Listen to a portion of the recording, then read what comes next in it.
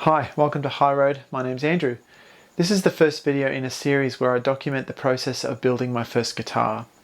But before we get to any of that, first of all we need to go back to 2019, where past me is going to explain something very painful that he had to do first.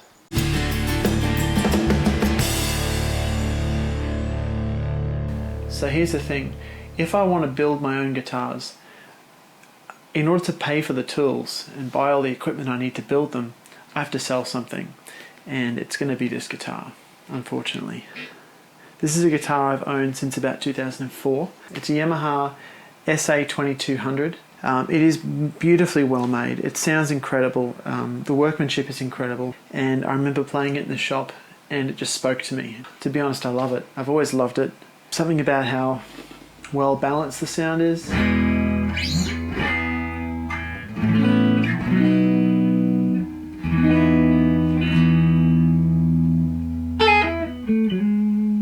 In terms of tone, it covers a huge range from jazz through to rock. It's just got really sweet, clean tones.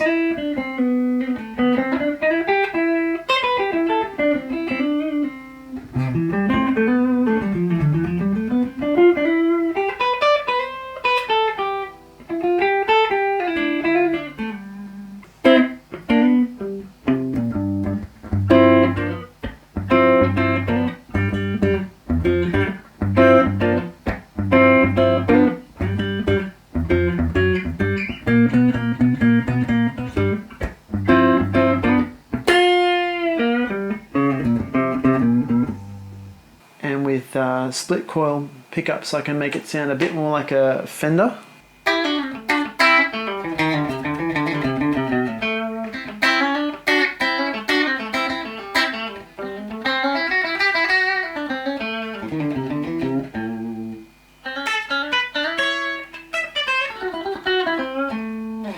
You can get those single coil kind of funky sounds.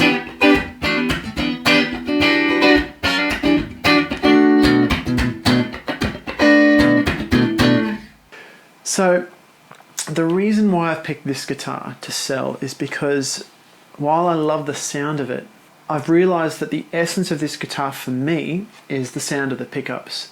And I bought a set of these pickups secondhand that came straight out of another one of these guitars.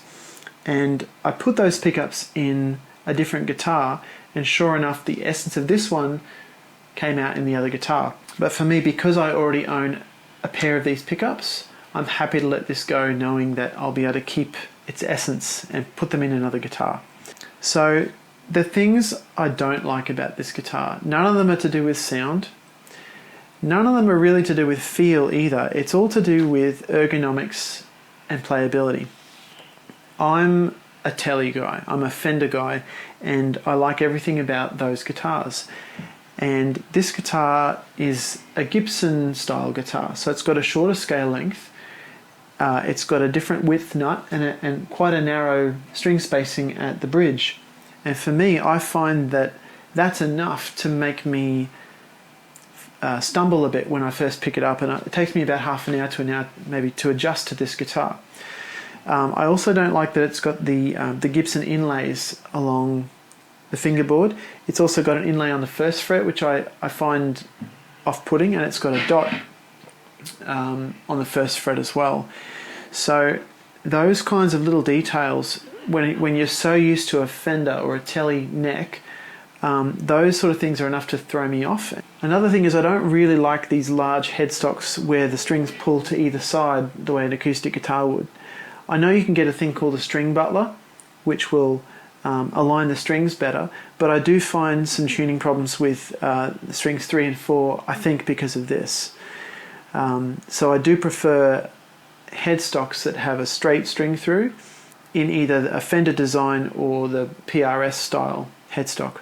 I also don't like guitars with binding along the fretboard, and to be honest I prefer guitars that have jumbo frets, stainless steel jumbos if possible, and these are just sort of regular wide but not very tall frets.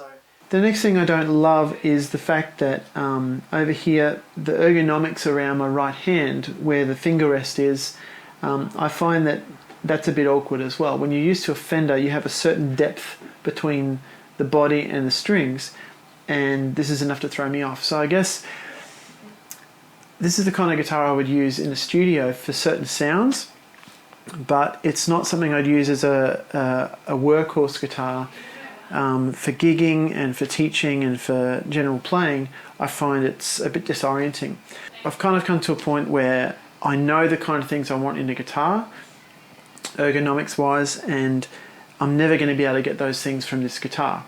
So I tend to avoid playing it. It tends to stay in its case, and it's a bit of a sad life for this guitar. So on that basis, emotionally, while I'm really attached to this guitar, intellectually I'm able to let it go, and I know I'll go through a grieving process, and I'll know it was the right thing to do later on.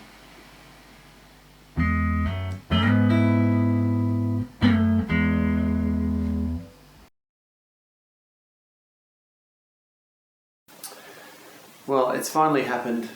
The guy came and tried it out. It's actually about the fourth guy to try it out, and he decided it's for him. He likes it, and that's it. It's going to be gone. He's off getting cash from an ATM right now. So this is my last little quiet moment to sort of say goodbye.